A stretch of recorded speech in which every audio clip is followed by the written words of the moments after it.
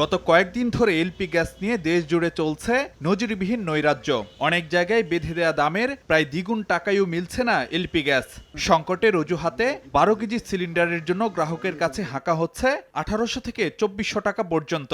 কোথাও ১৯০০ চাচ্ছে, কোথাও ২১০০ ২২০০ এরকম টাকা দাম চাচ্ছে। আমরা লাইনের বিলে দিই হচ্ছে ১০৮০ টাকা, সে জায়গায় এটা তো যদি ২০০০ হয় তখন তো অবশ্যই এটা টু মাচ এক্সপেন্সিভ। একটা গ্যাসে কিভাবে ৭০০-৮০০ টাকা করে বেড়ে যায় রাতারাতি। ২২০০ টাকা বোতল কিনো, ঘর ভাড়া যখন খাওয়ান, এটা অনেক সমস্যা না, অনেক কষ্ট হয়ে যায়। কালকে তো পাগুই করিনি। কেউ যে এটা দেখবো বা তদারকি করবো এরকম কেউ নাই। 10 থেকে 15 দিন আগে 1250 টাকা ছিল, হঠাৎ করে কি এমন ঢুকে গেল গ্যাসের মধ্যে 1950 টাকা হয়ে গেল। গতকাল রাতে আমি গ্যাস কিনতে আসছি, তারা চাচ্ছে ২০০০ টাকা।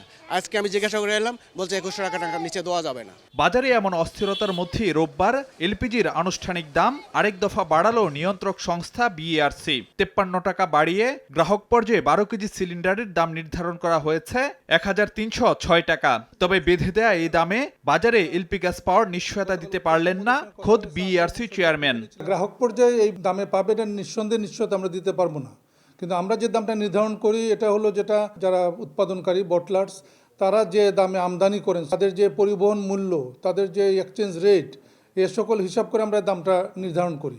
আমরা নিঃসন্দেহে তাদের খরচের চেয়ে কম নির্ধারণ করি না। বিইআরসি চেয়ারম্যান জানালেন, উৎপাদক পর্যায়ে দাম বেশি রাখার অভিযোগ পেলে ব্যবস্থা নেওয়া হবে। আর ভোক্তা অধিকার সংরক্ষণ অধিদপ্তরকে বলা হয়েছে বাজারে নজরদারি বাড়াতে।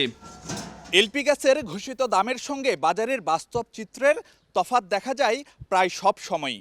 তবে গত কয়েকদিন ধরে যা হচ্ছে তা অনেকটাই নজিরবিহীন। আর এসব নিয়ন্ত্রণে দায়িত্বে আছে অনেক সংস্থা, তবু যেন দেখার নেই কেউই। ফারুক ভিয়া, রবিন, সময় সংবাদ, ঢাকা।